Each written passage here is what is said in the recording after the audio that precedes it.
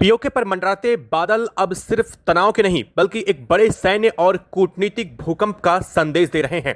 ताजा घटनाक्रम की जो तस्वीरों सामने आई हैं उसने न सिर्फ चीन और पाक की मिलीभगत को बेनकाब कर दिया है बल्कि यह भी साफ कर दिया है कि भारत अब किसी भी साजिश को सिर्फ सीमित जवाब तक बांध कर रखने के मूड में नहीं है, बल्कि जमीन से लेकर के आसमान तक और अंतर्राष्ट्रीय मंच तक हर स्तर पर निर्णायक कार्रवाई की तैयारी कर चुका है।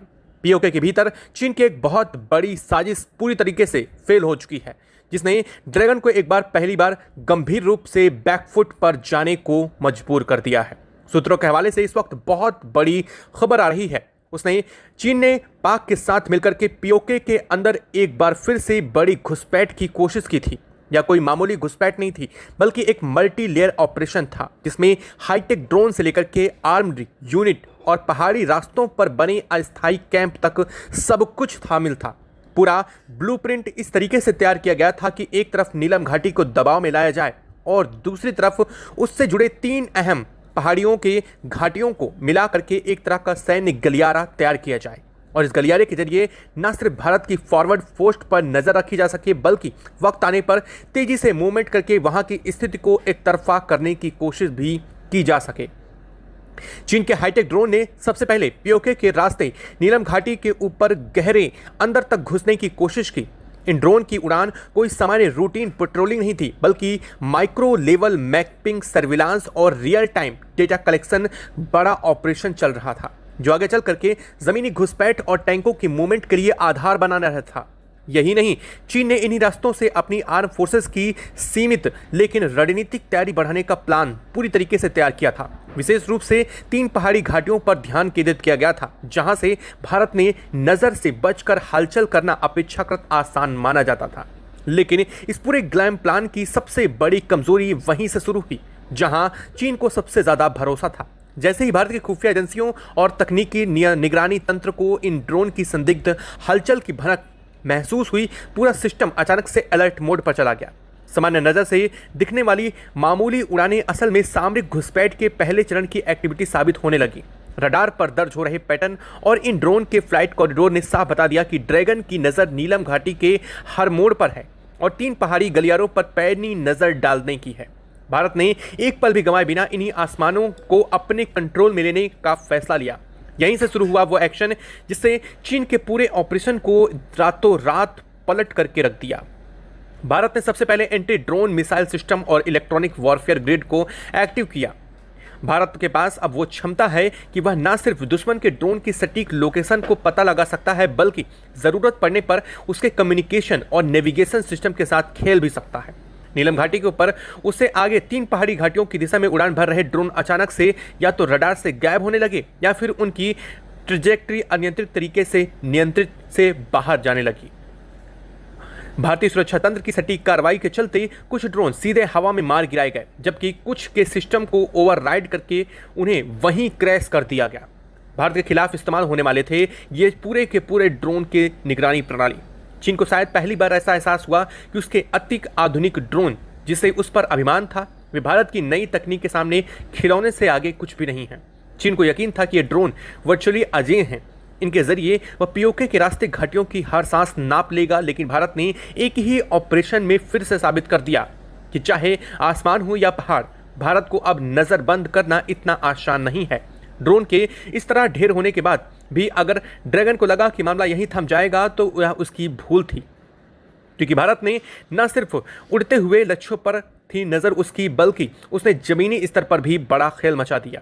ड्रोन के उड़ान के पैटर्न और के रूट लेग्स और जिन पॉइंट्स पर वे ज्यादा मंडराते दिख रहे थे, उन सभी डेटा पॉइंट्स का विश्लेषण करने के बाद भारत ने साफ बता दिया कि इन्हीं इलाकों पर जमीन में कुछ बड़ी हलचल चल रही है। नीलम घाटी के आसपास उससे सटे 3 पहाड़ी रास्तों पर चीन ने एक्सरसाइज और टेम्परेरी डिप्लॉयमेंट के नाम पर अस्थायी कैंप बना रखे थे।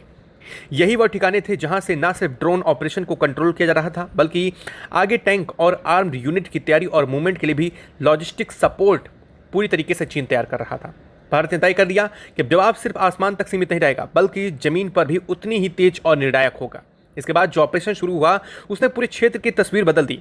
भारतीय फोर्सेज ने टारगेटेड तरीके से उन सभी अस्थायी चीनी कैंपों को निशाने लेते हुए शुरू कर दिया जो नीलम घाटी और 3 पहाड़ी घाटियों के चारों तरफ घेरने के लिए बनाए गए थे।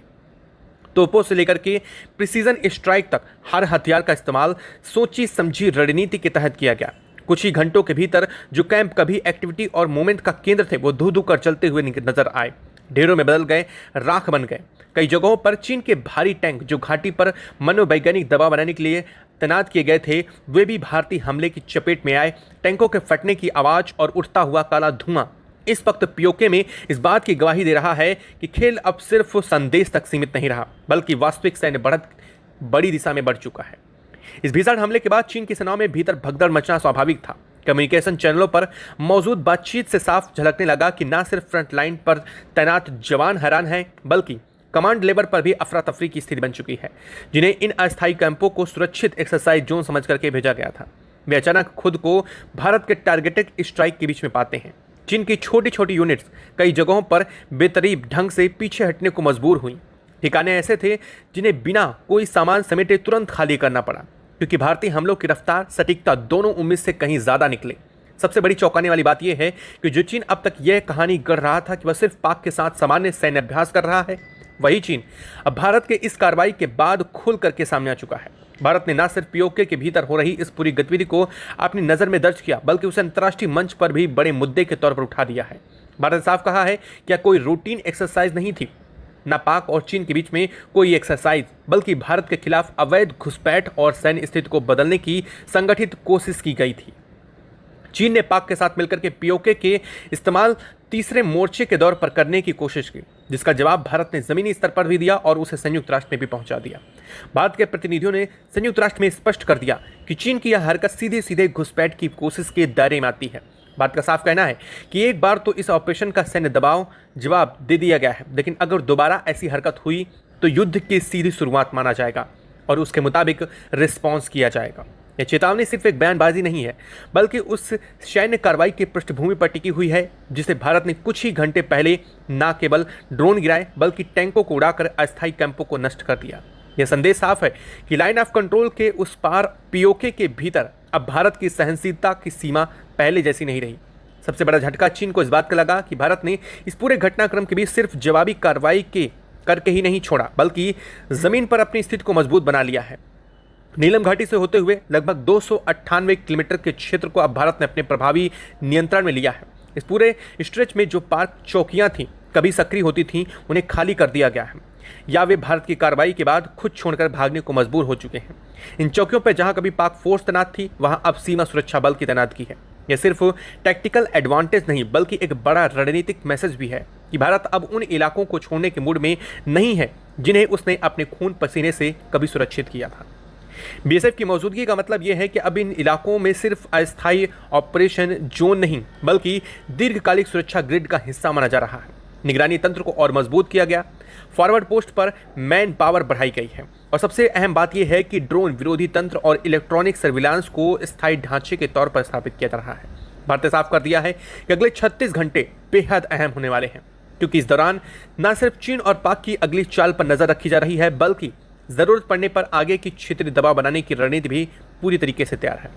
उधर इस पूरे घटनाक्रम के बाद पीओके में हलचल मच चुकी है। हालात ऐसे बन चुके हैं कि पाक की राजधानी इस्लामाबाद तक में बैठकों का दौर शुरू हो चुका है। और इस पूरे घटनाक्रम के बाद में पाक के जनरल मुनीर की तरफ से एक ऐसा बयान आया है जिसने एक बार फिर से इस मामले को और भी ज्यादा आग हवा देने का काम किया है। दरअसल इस पूरे घटनाक्रम के बाद जनरल मुनीर ने कहा है कि भारत अगर पीओके को लेकर के इतनी संजीदगी से काम नहीं कर रहा तो इस पूरे घटनाक्रम में हम एलओसी पर अब अपना टारगेट सेट करेंगे। यानी कि एक तरफ तो डर के साये में जी रहा पाक भारत को धमकी दे रहा है, तो दूसरी तरफ वो एलओसी का अब एक और राग अलापना शुरू कर चुका है। हालांकि इस पूरे घटनाक्रम के बाद चीन ने अपनी सेनाओं को बैकफुट पर ले जाना शुरू कर दिया है। कई यूनिट्स को पीछे के इलाके में खसकाने की कवायद तेज हुई है। ड्रोन ऑपरेशन ठप पड़ चुके हैं। एक्सरसाइज के नाम पर संयुक्त गतिविधियां पाक के साथ चलाई जा रही थी, उन्हें भी धीरे धीरे कम किया जा रहा है। चीन ने अपने स्तर पर पाक को साफ कर दिया है कि मौजूदा स्थिति में सीधे टकराव और आगे बढ़ना उसके लिए बेहद महंगा पड़ेगा, लेकिन नुकसान हो सकता है, क्योंकि भारत ने न सिर्फ जमीनी स्तर पर अपनी स्थिति मजबूत कर ली है, बल्कि संयुक्त राष्ट्र में इसे एक बड़े विवाद की शक्ल देकर के चीन की छवि को भी बहुत गहरी चोट पहुंचा दी है। पीओके के उन इलाकों में जहां कभी चीन और पाक को लगता था कि वे बिना किसी गंभीर प्रतिक्रिया के अभ्यास और तैनाती कर सकते हैं, अब माहौल पूरी तरीके से बदल रहा है। स्थानीय स्तर पर भी संदेश जा चुका है कि भारत अब घुसपैठ की हर कोशिश का जवाब सिर्फ गोलियों या चेतावनी तक सीमित नहीं रखेगा, बल्कि जहां मौका मिलेगा वहां से विरोध की पकड़ को ढीला करके खुद को नियंत्रण स्थापित करने में पीछे नहीं हटेगा। यही वजह है कि लगभग 298 किलोमीटर की वो पट्टी जो नीलम घाटी से होते हुए आगे तक फैली है, अब भारत के प्रभावी कब्जे में आ चुकी है। इस इलाके में जो पाक चौकियां कभी चीन और पाक के संयुक्त प्लान के लिए आंख कान का काम करती थीं, अब वे ध्वस्त हो चुकी हैं।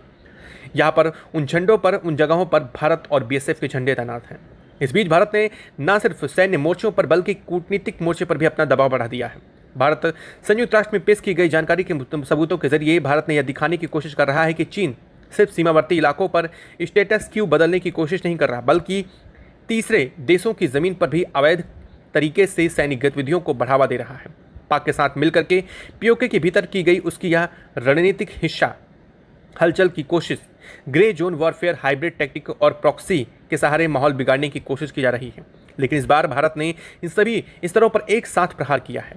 भारत की कड़ी चेतावनी है कि अगर दोबारा ऐसी हरकत हुई तो उसे साफ युद्ध की घोषणा मानी जाएगी। सिर्फ भावनात्मक प्रतिक्रिया नहीं, बल्कि एक सोची समझी लाइन है जिसमें किसी भी भ्रम की गुंजाइश नहीं छोड़ी गई है। इस लाइन का असर सिर्फ चीन पर ही नहीं बल्कि पाक पर भी दिख रहा है। भारत जो अब तक चीन की छाया में खुद को सुरक्षित पाक मान रहा था, उससे भी यह अंदाजा होने लगा है कि पीओके को युद्ध थिएटर बनाने की हर अगली कोशिश उसे और भी ज़्यादा अंतर्राष्ट्रीय दबाव और ज़मीनी नुकसान की तरफ धकेलेगी।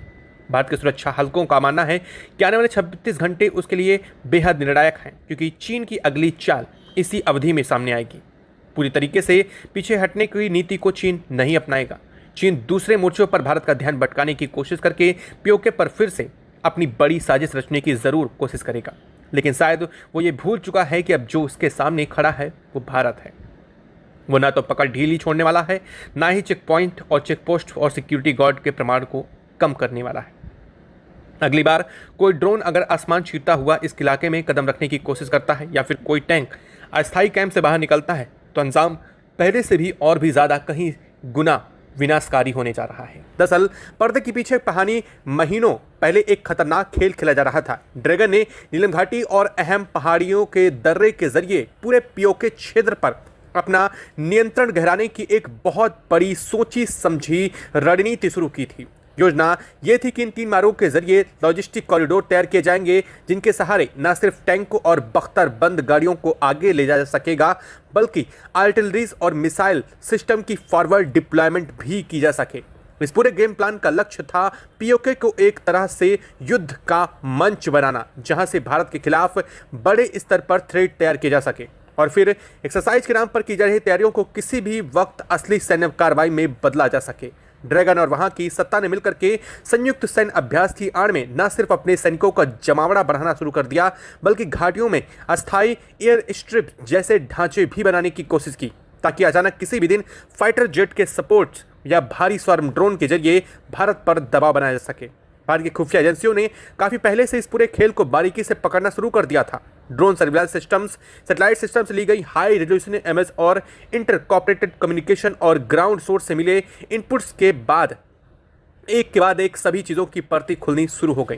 नीलम घाटी के किनारों पर अचानक बढ़ते टैंकों के निशान, 3 पहाड़ी रास्तों के मुहाने पर बने बंकर, भारी हथियार को छिपाने के लिए कैमोफ्लेज नेट के नीचे खड़ी की जा रही सेल्फ प्रोपेल्ड गन, इन सब ने भारत को साफ संकेत दे दिया कि यह कोई सामान्य मूवमेंट नहीं थी, बल्कि बड़े थ्रेट की तैयारी चल रही थी। दिल्ली की रणनीतिक बैठकों में साफ हो गया कि अगर अभी इस साजिश को जड़ से नहीं काटा गया तो आने वाले महीने में पीओके भारत के लिए एक और खतरनाक लॉन्च पैड बन रहा था। इसी पृष्ठभूमि ने भारत ने वहां 24 घंटे सख्त अल्टीमेटम दिया, जिसका जिक्र अब पूरी दुनिया में इस वक्त हो रहा है।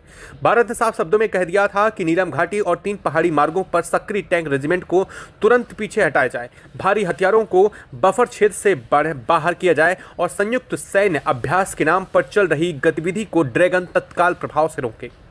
भारत ने यह भी स्पष्ट कर दिया था कि अगर तय सीमा के समय अंदर कोई ठोस कदम नहीं उठाया गया तो वह अपने सुरक्षा अधिकारों का उपयोग करते हुए सीधा और सख्त सैन्य जवाब देने के लिए एक पल भी नहीं लगाएगा। बहुत से लोगों को शायद उस समय यह लग रहा था कि यह केवल दबाव बनाने की कड़ी रणनीति है, लेकिन दिल्ली के भीतर बैठी सुरक्षा व्यवस्था जानती थी कि इस बार वापसी का कोई रास्ता नहीं छोड़ा जाएगा।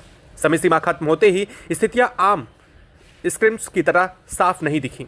जैसे ही अंतिम घंटे की घड़ी ने अपनी टिक टिक करके समय खत्म किया, नीलम घाटी में आगे की पंक्ति पर तैनात भारतीय बल पूरी तरीके से एक्टिव हुए और देर रात जो हुआ उसने पूरी दुनिया को चौंका करके रख दिया, खासकर उन सेक्टरों में जहां ड्रैगन के टैंकों की एडवांस पोजीशनिंग दर्ज की गई थी। वहां पहले से ही डिटेल टारगेट ग्रिड तैयार था। भारत की ओर से सबसे पहले इलेक्ट्रॉनिक वॉरफेयर और ड्रोन सर्विलांस की परतों को सघन किया गया ताकि दुश्मन जैसे ही तरफ से बढ़े उसके काउंटर मूव का संकेत मिले उसे तुरंत नाकाम किया सके। कुछ ही मिनटों के भीतर भारतीय मोर्चों से एक कोऑर्डिनेट और मल्टी लेयर्ड जवाब शुरू हुआ गया। बीएसएफ और अग्रिम पंक्ति पर तैनात अन्य बलों ने सुरक्षा रूप से जिस तरीके से आगे बढ़ करके हमला बोला उससे ड्रैगन की टैंक फॉर्मेशन की कमर तोड़ दी। भारी टैंकों को बेहद सटीक एंटी टैंक गाइडेड मिसाइल और आर्टिलरी फायर के संगठित इस्तेमाल से निशाना बनाया गया। कई टैंकों को घाटी की ढलानों पर ही खाक कर दिया गया।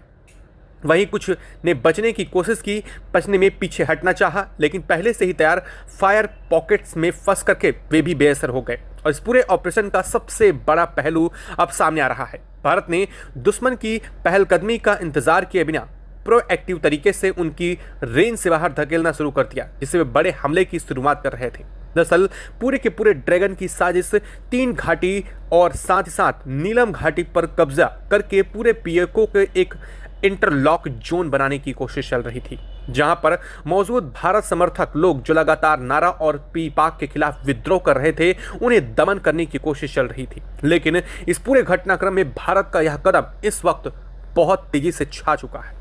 सिर्फ जमीनी मोर्चों पर ही नहीं, आसमान में भी ड्रैगन की मंशा को करारा जवाब मिला है। भारत ने न सिर्फ उसके भारी सशस्त्र ड्रोन को ट्रैक किया बल्कि एडवांस काउंटर ड्रोन टेक्नोलॉजी की मदद से उन्हें पूरी तरीके से न्यूट्रलाइज कर दिया गया है।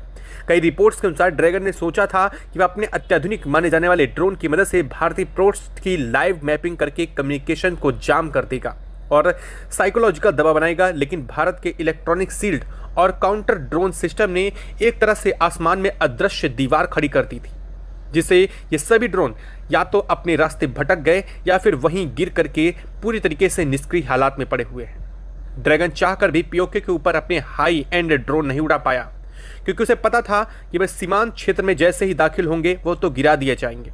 इसके साथ ही भारत ने पीओके के भीतर ही नहीं बल्कि एलओसी पर भी अपने भराव को अचानक कई गुना बढ़ा दिया है। कई सेक्टरों में लंबे से समय से जारी रिसॉल्व एंड रिस्ट्रिक्ट की नीति को बदलते हुए अब एक्टिव पोस्चर अपना लिया गया है। सीमा पर तैनात फॉर्मेशन को क्लियर डायरेक्शन दे दिए गए हैं कि किसी भी संदिग्ध मूवमेंट पर केवल निगरानी भर नहीं बल्कि आवश्यकता पड़ने पर तत्काल बराबर की कार्रवाई की जाए और जिस तरीके से सामने से विरोध आए उसका उसी भाषा में जवाब दिया जाए। यदि किसी सेक्टर में बिल्डअप की कोशिश नजर आती है तो प्री इंपेमेटिव तरीके से उसे वहीं पर खत्म कर दिया जाए। कुछ ही घंटों में न सिर्फ पीओके की घाटियों में बल्कि एलओसी के पार कई ठिकानों पर तेज गतिविधियां दिखीं। भारत अपने हैवी एसेट्स को भी फॉरवर्ड रेडीनेस पर रखा है। यह पूरा घटनाक्रम वहां की सत्ता के लिए किसी बुरे सपने जैसे नहीं हो रहा। वह पहले से ही जानते थे कि अगर ड्रैगन की मदद से रचा जा रहा है यह बड़ा खेल बेनकाब होता है तो उसे अंतर्राष्ट्रीय मंचों पर भी जवाब देना मुश्किल हो जाएगा। जमीनी स्तर पर भी भारी कीमत चुकानी पड़ेगी। भारत के इस कठोर जवाब ने उसकी तमाम रणनीतिक गणनाओं को तहस नहस कर दिया है। अब स्थिति इस वक्त यह बन चुकी है कि उसे न सिर्फ अपने फॉरवर्ड पोस्ट से सैनिकों को पीछे खींचने पर मजबूर होना पड़ा है बल्कि कई जगहों पर हॉस्टिली रिट्रीट के जरिए अपने बंकर और लॉजिस्टिक डंप को भी छोड़ करके भागना पड़ रहा है।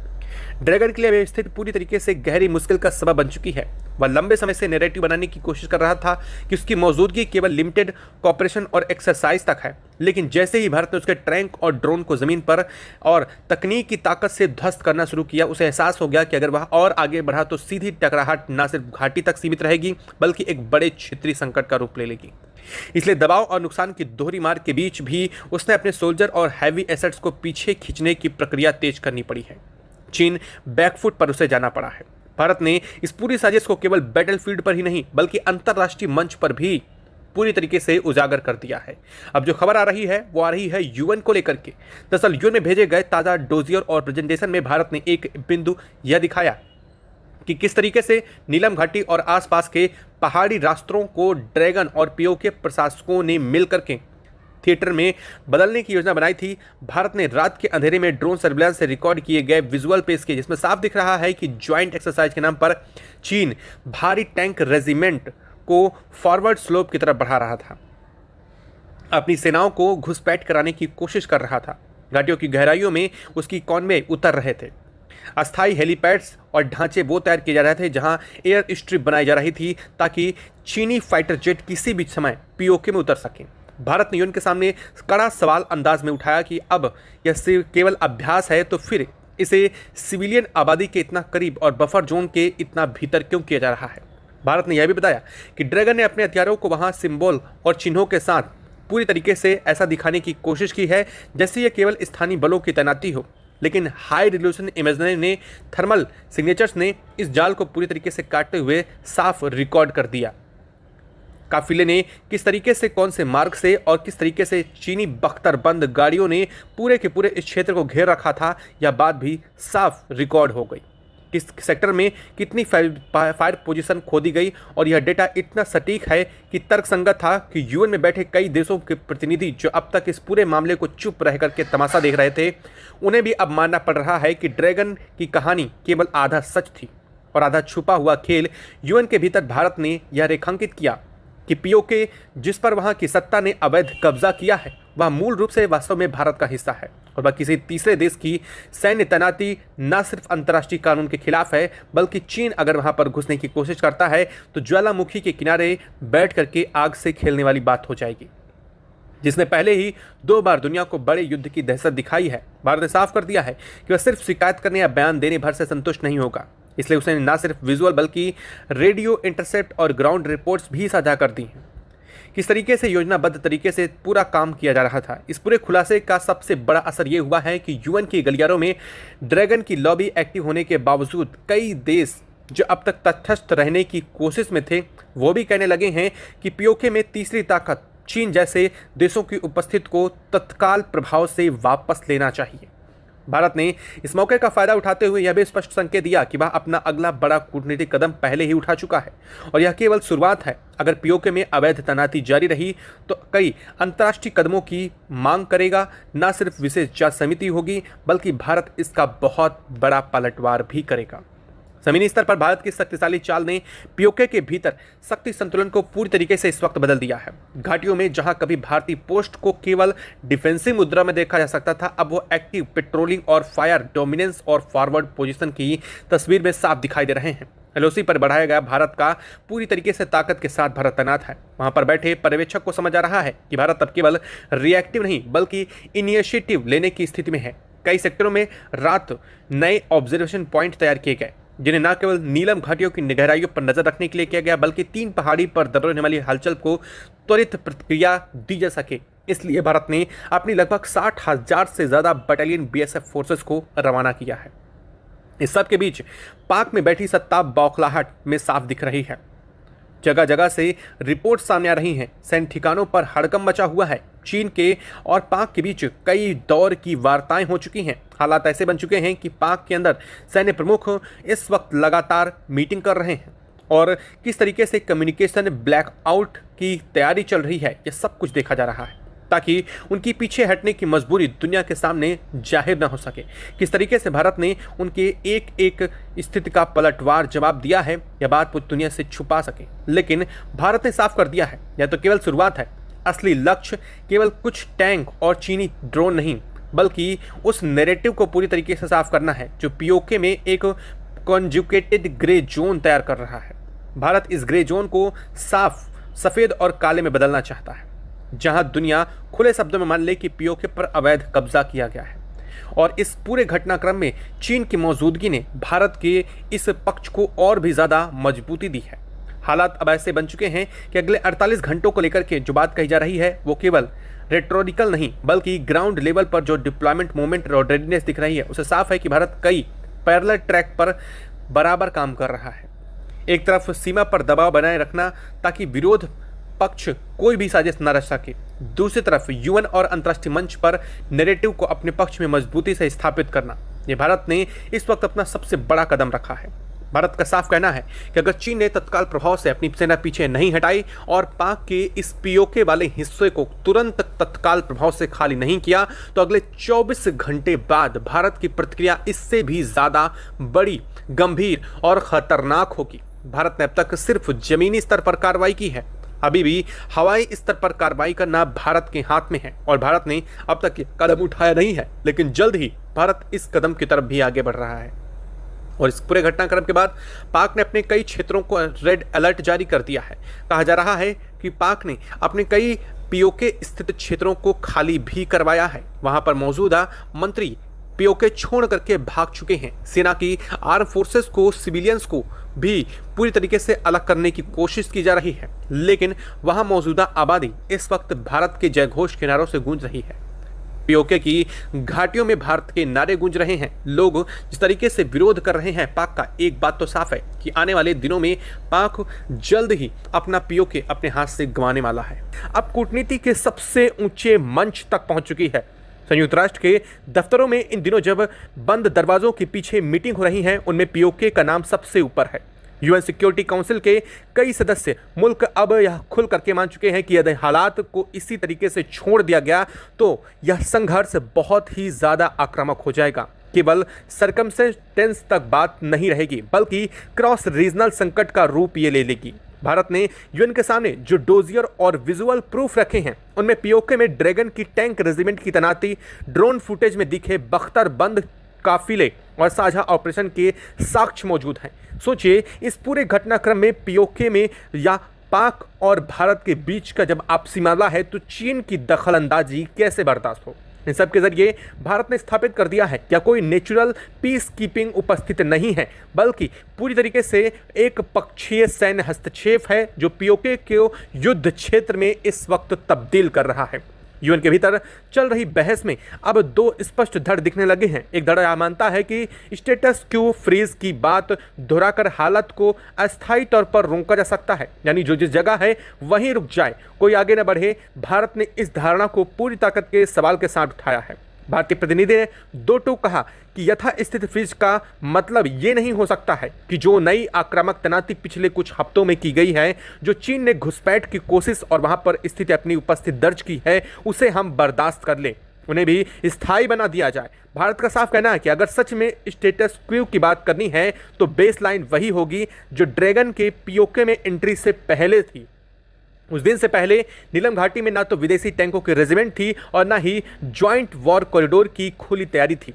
यही वजह है कि भारत ने अब यूएन पर खुलकर दबाव बनाना शुरू कर दिया है। दिल्ली की मांग है कि यूएन सिर्फ अपील या सिंबॉलिक रेजोल्यूशन पास करने की जगह सीधे और स्पष्ट शब्दों में ड्रैगन से कहे कि वह पीओके से अपनी सेना तुरंत वापस खींचे। भारत ने यह दलील भी रखी कि पीओके मूल रूप से उसकी क्षेत्रीय अखंडता से जुड़ा सवाल है और वहां पर किसी भी तीसरे देश की सैन्य मौजूदगी को अंतर्राष्ट्रीय कानून और स्थिरता दोनों के खिलाफ माना जाएगा। कई गैर पक्षधर देशों ने बंद कमरे में इस बात का समर्थन किया है कि जब दो न्यूक्लियर आर्म नेबर किसी तीसरे तैनाती से और भड़क रहे हैं तो उससे तीसरे के कदम को पीछे खींच लेना चाहिए। लेकिन सब कुछ इतना सीधा भी नहीं है।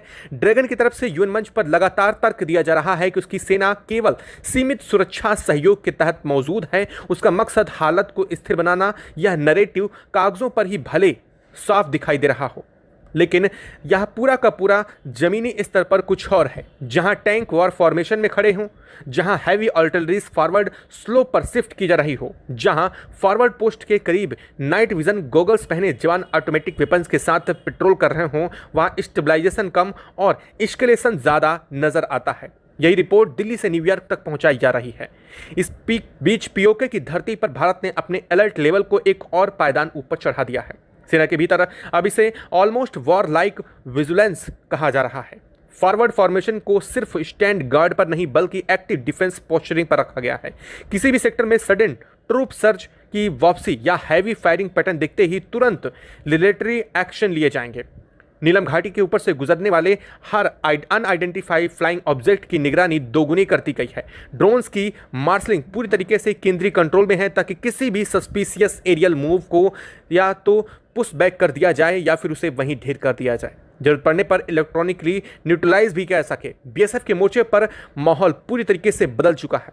पहले जहां रूटीन क्रॉस लाइन फायरिंग को लोकलाइज्ड जवाब देकर के बात वहीं खत्म कर दी जा रही थी, अब हर गोले का रीजनल पिक्चर्स के साथ संदर्भ में देखा जा रहा है।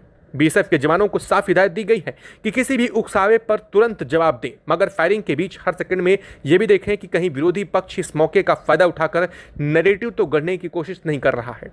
इसलिए कई जगहों पर बीएसएफ की पोस्ट से न सिर्फ गोलाबारी का रिकॉर्ड रखा जा रहा है, बल्कि बॉडी वॉर्न कैमरास और हाई जूम ऑप्टिकल से विजुअल्स भी जुटाए जा रहे हैं, ताकि बाद में झूठा आरोप भारत पर न माना जा सके कि दुनिया के सामने भारत की नाक काट दी जाए।